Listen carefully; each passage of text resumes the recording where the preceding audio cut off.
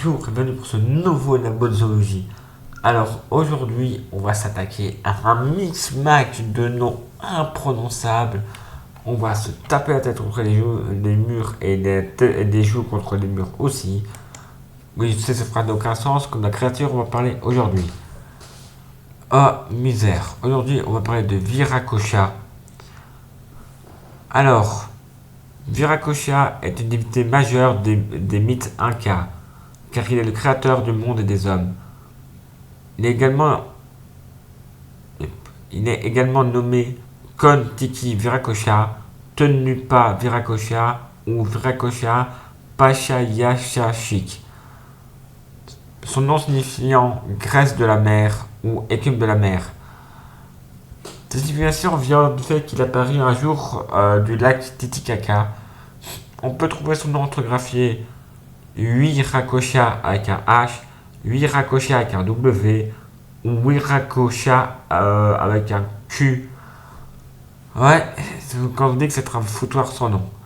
Donc, notre cher Wiracocha, dans un monde totalement obscur, sur lequel régnait Tutamanka et Yantanmanka, les deux jumeaux de la nuit et des ténèbres, il envoya Ueno Carancho, le dieu du feu, pour les vaincre.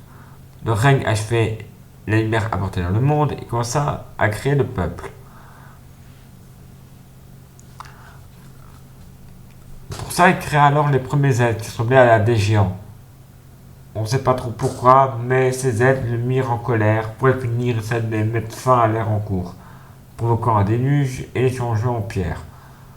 On dit que les pierres de Tiahuanaco sont en fait ces restes de géants. Puis il recommença son œuvre, et Viracocha, près d'une île du lac Titicaca, fit appel au soleil, à la lune et aux étoiles.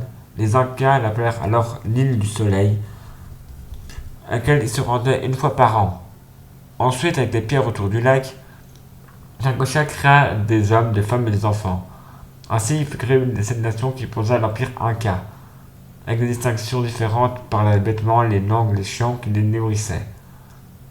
Selon les régions de l'empire Inca, c'est parfois Pachacamac qui est désigné comme leur créateur, les deux dieux qui sont souvent définis comme miroirs, car quelquefois en fait c'est la même personne. On n'est pas sorti de l'auberge. Il y a une autre version bien sûr, parce que Viracocha apparaît après le déluge, quand les eaux baissèrent et ne resta plus qu'un homme et qu'une femme. Il repeupla alors la terre en créant les ancêtres de chaque nation, ainsi que des animaux. Deux de ces créations deviennent ses fils, Imayana Viracocha et Tokapo Viracocha. Entre-temps, où il enverrait les ancêtres de chaque nation, Viracocha les mit dans un monde souterrain. Ensuite, il envoie Imayana longer la forêt nord-est et Tikapo le long de la côte. De son côté, il voyage dans les hautes terres. Entre les deux fils, sur la route, chacun nomme des arbres qu'il rencontre. Puis il fit sortir les ancêtres par les grottes et sources venant de mondes souterrains où ils aussi devaient vivre. Arrivés au bout de leur voyage, tout droit atteignaient l'océan, marchèrent sur l'eau et disparaissent à l'horizon. Pouf! Allez! Mais en 1550, les conquistadors Cieza de León et Juan Betanzos rapportent le mythe de Viracocha. Pour eux, c'est un grand voyageur qui guérit les malades. Il réalise également des miracles, redonne la vie aux paroles durant des expéditions. Ça me rappelle étrangement quelqu'un qui rend la vue un aveugle, qui peut faire parler un muet, qui transforme l'eau en vin. Je sais pas, un air de déjà vu, mais je sais plus où. Bon, on va reprendre. Un récit relate qu'un jour, Viracocha arrive au village de Cacha, situé au sud-est de Cusco. Des militants armés vinrent à lui et Viracocha à genoux semblait implorer le ciel de se mettre en feu. Terrifiés, les militants lui demandèrent pardon. Alors, en tapant 3 fois son bâton de pèlerin sur le sol, Viracocha éteignit le feu, qui avait déjà touché des rochers au point de les ramollir. Les militants érigèrent ensuite une statue à son honneur et lui offrirent or et argent en offrande. Après, dans le lendemain, Viracocha monta au sommet d'une montagne et appela tous les ancêtres des contemporains de Betanzos.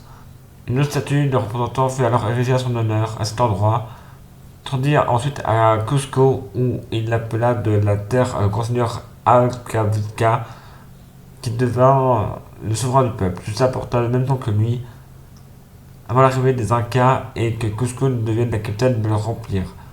Avant de repartir, Viracocha ordonna que O'Region, de fut en grande oreille, surgissent des terres, ainsi que les nobles Incas aient le nom que les oreilles percées où ils accrochaient des bobines en or. Betanzos, pour raconter cette histoire, est allé à Cacha, avait vu la terre brûler, il emporta pour demander aux habitants de l'explosion de Viracocha. Le dieu est un homme de grande taille, vêtu d'une grande tunique blanche qui descend jusqu'aux chevilles, ses cheveux sont courts avec une tonsure, son chapeau, et il n'y a rien d'autre. On dirait un peu, et on dirait qu'ils définissent en fait un prêtre catholique avec la tonsure, en fait c'est un peu bizarre.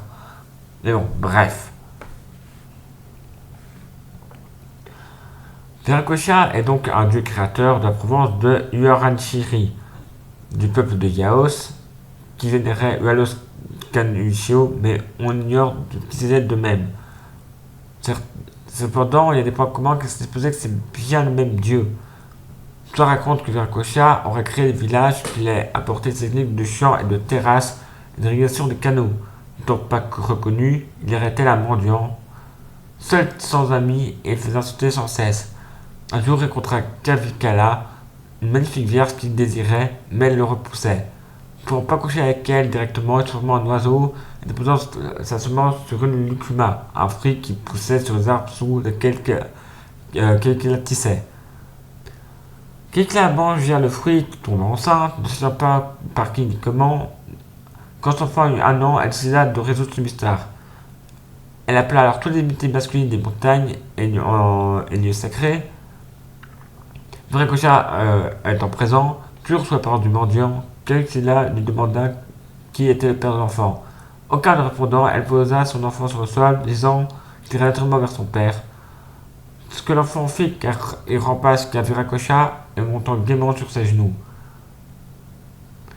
Horrifié d'avoir enfanté d'un être aussi misérable, Kavicilla, de colère, prit son enfant et s'en alla vers l'océan, près de Pachacamac. Dès qu'elle entra dans la mer, elle se tourna en pierre avec son enfant. Viracocha, pendant ce temps, la poursuivit et quittait les animaux pour voir si elle croisait Kavicilla et son enfant. Toute réponse, il leur donnait des destins bons ou mauvais. C'est ainsi que le condor acquit une grande longévité sans manquer de nourriture en mangeant des cadavres. Par contre, le sconce, pour sa mauvaise réponse, qu'on est appuyé et devenir nocturne.